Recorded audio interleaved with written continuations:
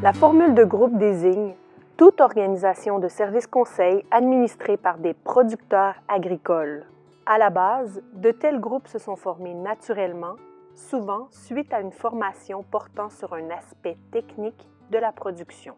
Certains ont par la suite eu recours aux services professionnels d'agronomes, devenant des clubs d'encadrement technique.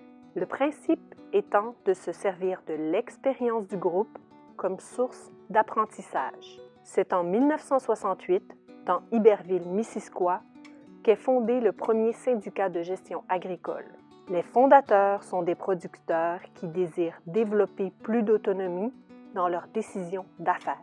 En 1982, les 40 syndicats de gestion à travers le Québec fondent la Fédération des syndicats de gestion agricole du Québec.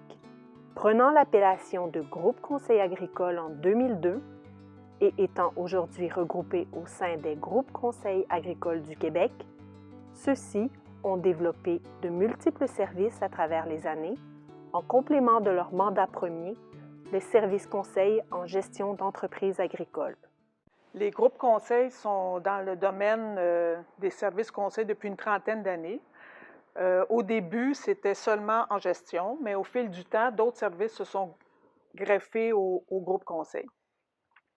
Donc, en étant multidisciplinaire, on trouvait aussi, pour les groupes, de s'adjoindre d'une organisation provinciale qui regroupait tous les services aussi en même temps pour améliorer l'efficacité, mais aussi pour améliorer les connaissances de chacun des conseillers qui sont en contact avec les producteurs.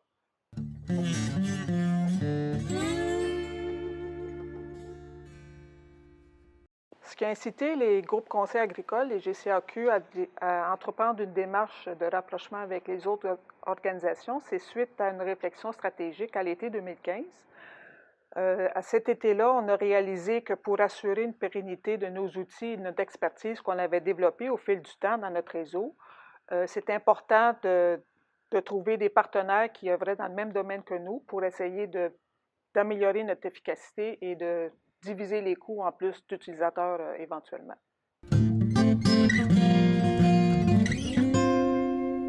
Les principaux bénéfices des GCAQ d'unir ses forces avec les autres organisations, c'est de mettre en commun des outils parce qu'on œuvre dans le même domaine.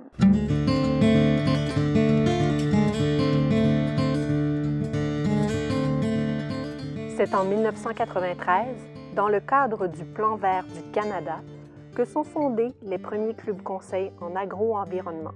Comptant 300 entreprises membres, ces formules de groupe visaient alors à favoriser les échanges techniques en matière de pratiques agricoles durables. Avec le temps, ces regroupements se sont donnés pour objectif de réduire leur impact environnemental au bénéfice de la société. Avec la venue du règlement sur la réduction de la pollution d'origine agricole en 1997, il est confirmé que la formule s'avère gagnante. Les partenaires financiers s'entendent alors pour lancer une deuxième génération de clubs. En plus de poursuivre leur mandat de base, les clubs conseils en agro-environnement visent dorénavant à accompagner les entreprises dans une démarche de conformité réglementaire. Aujourd'hui, les 60 organisations membres du groupe Uniconseil offrent des services conseils en agro-environnement. Plusieurs offrent également de l'accompagnement technique. Le travail terrain offert par les clubs conseils en agro-environnement mène à l'adoption de techniques de fine pointe, notamment en phytoprotection, en régie de culture et en régie d'élevage. Leader en matière de recherche agronomique, plusieurs clubs conseils en agro-environnement sont également mandataires ou partenaires dans des projets de gestion de l'eau par bassin versant. Dès la formation du groupe Uniconseil, on a procédé à une planification stratégique. Au niveau de la vision, le groupe Uniconseil souhaitait représenter l'ensemble des services conseils non liés administrés par des producteurs agricoles. Donc, à ce moment-là, on se rendait compte qu'il y avait d'autres organisations provinciales qui assumaient un rôle semblable. À partir de là, il devenait logique d'entamer une discussion au niveau du rapprochement et éventuellement de la fusion de ces organisations-là.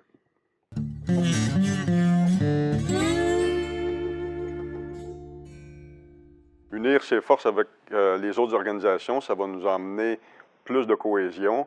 On se rend compte que quand on développe des outils, souvent, c'est des outils qui peuvent être adaptés à d'autres regroupements. Donc, ça évite le dédoublement.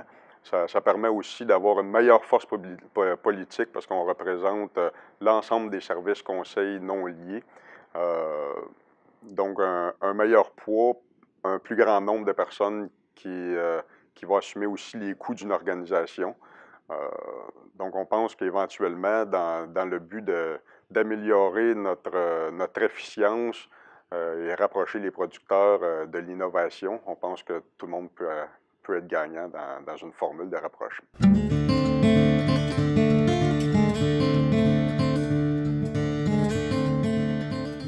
Au-delà des chiffres et des calculs, les relations humaines dans les fermes du Québec ont fait émerger un autre besoin, celui d'un accompagnement sur le plan humain et organisationnel, particulièrement lorsque vient le temps de planifier le processus de transfert d'une entreprise agricole familiale. En réponse à ce besoin, les centres régionaux d'établissement en agriculture voient le jour au début des années 90. Les CREA offrent des services sur le transfert aux entreprises, sur l'aspect humain. Il y a des tests Atman qui sont créés aussi pour savoir si les cédants et les relèves peuvent avoir une compatibilité ensemble. C'est un des services qui est offert avec les CREA.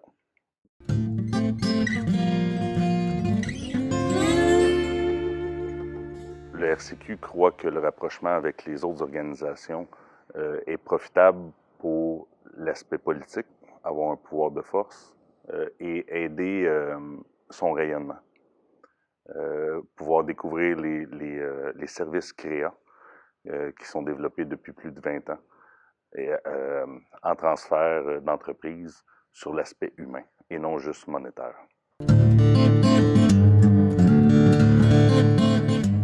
En 2017, le regroupement des CREA, Groupe Uni Conseil et les groupes conseils agricoles du Québec ont décidé d'unir leurs forces. La situation actuelle des services conseils en agriculture et les défis d'avenir militent pour que ces trois organismes provinciaux soient partenaires pour parler d'une même voix.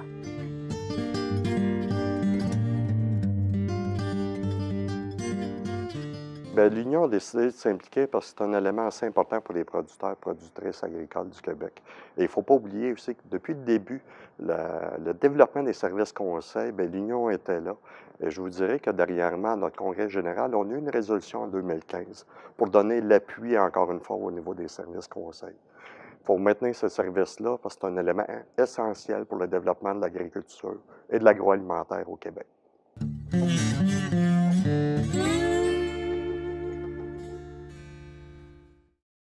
Les bénéfices qu'on va retirer en tant qu'union sur la concertation de tous ces services conseils-là, premièrement, c'est la diversification. Mais avant toute chose, c'est d'avoir des services conseils de fine pointe au niveau des régions. Et là, je m'en sors qu'à chacune des régions aussi, de maintenir cette expertise-là, entre autres. Je pense que c'est un élément essentiel pour le développement de notre secteur, entre autres. Et il ne faut pas oublier aussi que ça a des impacts majeurs au niveau de l'adaptation aussi ou de l'accompagnement des producteurs face aux nouveautés, qu'on peut parler d'innovation et de la recherche. On a besoin de cet accompagnement-là de nos conseillers qui font un énorme travail avec nous au niveau du développement du secteur. Peut-être un élément qu'il faut mentionner aussi, ces services-là sont complémentaires aux services privés qui sont sur le territoire présentement.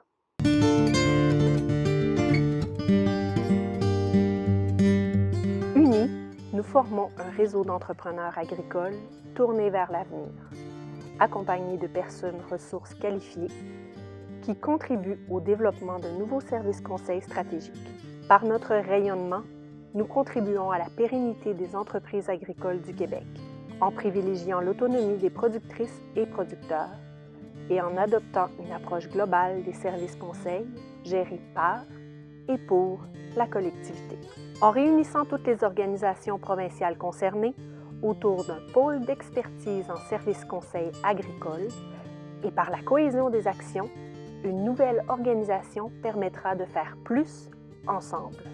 Plus grand rapport de force pour la défense des intérêts des organisations locales, plus d'échanges d'expertise, plus d'informations et de données, plus de synergie des interventions, plus d'efficacité, plus grande capacité à développer de nouveaux outils performants, plus de visibilité et de promotion des services, plus de résultats, plus d'impact.